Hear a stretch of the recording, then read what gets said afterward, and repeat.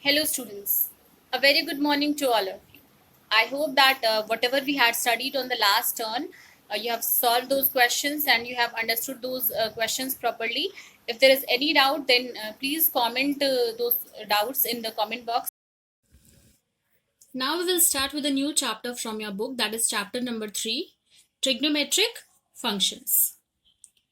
Before we start with this chapter, let's have a quick review of this chapter. We'll see that how trigonometric functions, this concept of trigonometric functions came into existence. The word trigonometry is made from two Greek words. It is derived from two Greek words which are trigon and metron. Trigon means triangle and metron means measure. Therefore, the words trigon and metron together imply to measuring the sides of a triangle. This concept or the subject was originally developed to solve the geometric problems which involve triangle. It was studied by sea captains for navigation, surveyor to the map, to find out the new lands, by engineers and others. Currently, trigonometry is used in many areas such as science of seismology, designing electric circuits, describing the state of an atom, predicting the height of tides in the ocean, analyzing some musical tone, and in many other such areas. In the earlier classes, we have studied about the trigonometric ratios of acute angles, and we have studied that whatever the concept we had applied in the last classes, it was related to the right angled triangles.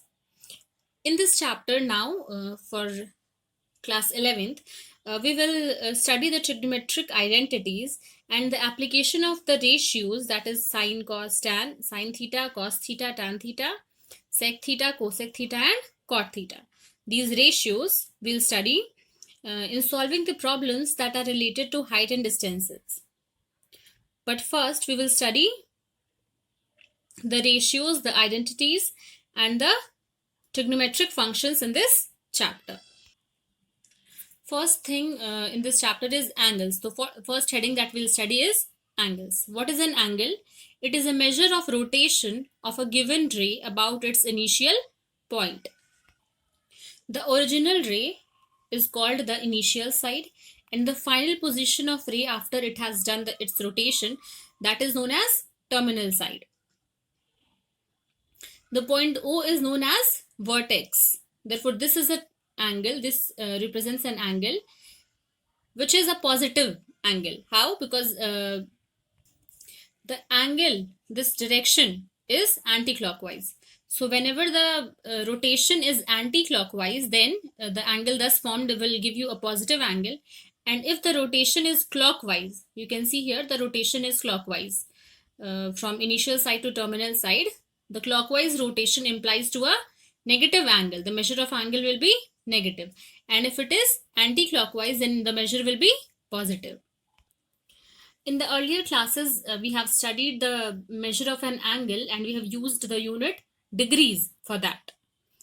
But in this class, we will study a new way of measuring the angles, that is radian measure of angles. So first we will quickly revise the degree measure of angle and then we will start with the radian measure of angles. What is a degree measure of angle? If the rotation of initial side to the terminal side is 1 upon 360th of a revolution, angle is said to have a measure 1 degree, and we write degree with the symbol written as 1 degree. We know that in some of the last classes, you must have studied this concept that 1 degree includes 60 minutes and 1 minute includes 60 seconds. We have 1 degree equals to 60 minutes, or 1 minute is equals to 1 upon 60 of a degree.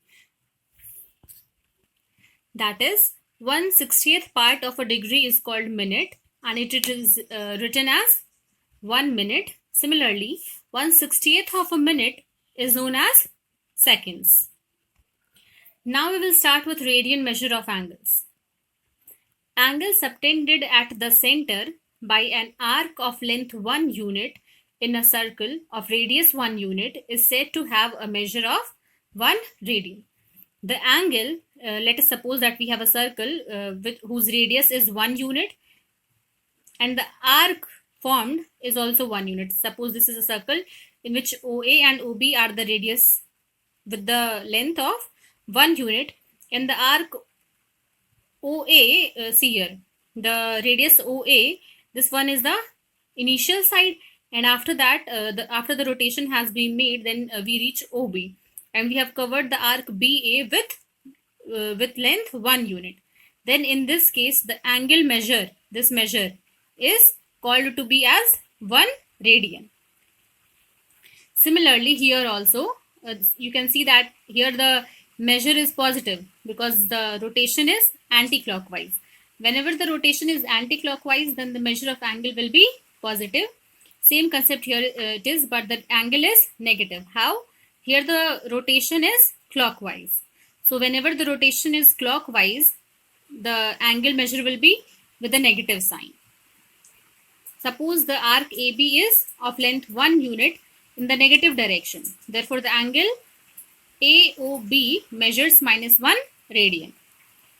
Similarly, if let us suppose the arc that has been made has the length of 2 unit, then the angle subtended will be 2 radians. I hope that the concept of radian measure of angle is clear to you. We have studied in the previous classes that angle is equals to arc upon radius. We know that whenever if we have to find angle in any circle, then the arc that has been made divided by the radius of the circle gives us the value of angle. Also, we have studied that equal arcs of a circle subtend equal angles at the center. Next topic that we are going to study is the relation between degree and radian. Since a degree subtends at the center an angle whose measure is 2 pi and its degree measure is 360 degree, that is, at a point the total angle is, if say this is some line and this is the point, then the total angle, complete angle at any point is 360 degree, and 360 degree is equals to 2 pi radian. So we have the formula that 2 pi radian equals to 360 degree, or if we cut pi here, 2 from here, and then 360 degree will become 180. So pi radian will be equal to 180 degree. Often we write, whenever we have to write the symbol for radian, we often write as the whole term radian. Or at times we can use a symbol of C. Like whenever we have to write the degree, then we use a symbol, small circle on the top of the degree, on the top of that measure. So similarly for radian measure also we can use small c as its symbol. Now from here, using approximate value of pi as 22 by 7, we know that pi is equals to 22 by 7. So using this value we know that pi radian equals to 180 degree. So 1 radian is equals to 180 degree upon pi, that is 57 degree 16 minute approx. Similarly, 1 degree will be equal to pi by 180 radian, that is 0.01746 radian approximately. We therefore reach to a table. You don't have to learn this table, you just go through it, so that whenever you have to convert degree into radian or radian into degree, you are at ease with certain values that you know. 30 degree equals to pi by 6 radian, 45 degree equals to pi by 4 radian, and so on. Similarly, we can convert a degree into radian and radian into degree. If we talk about the notational convention, then the radian measure equals to pi by 180 into degree measure. And if we have to write the degree measure, then it comes out to be 180 by pi into radian measure. These are the formulas with the help of which we can convert radian into degree or degree into radian. Now we will solve the first question of exercise 3.1, that is, find the radian measure corresponding to the following degree measures. We are given with angles in degree and we have to convert them to radians. So first one is 25 degree. We know that radian measure equals to pi by 180 into degree measure. So 25 degree will be equal to, we will multiply 25 by pi by 180 and it will be converted to radians. and we will solve this value to get 5 by 36 radian. Similarly, second part, minus 47 degree 30 minutes. So first we will convert the angle into degrees and then we will multiply it by pi by 180. This is very important. Note that whenever we have to convert degree into radian, the whole angle must be in degrees. So first we will, if there is some angle measure in second, we will convert it into degree, and if there is a minute measure, then also we will convert it into degrees. Now in question number 2, we are given with the radian measure and we have to convert it into degrees.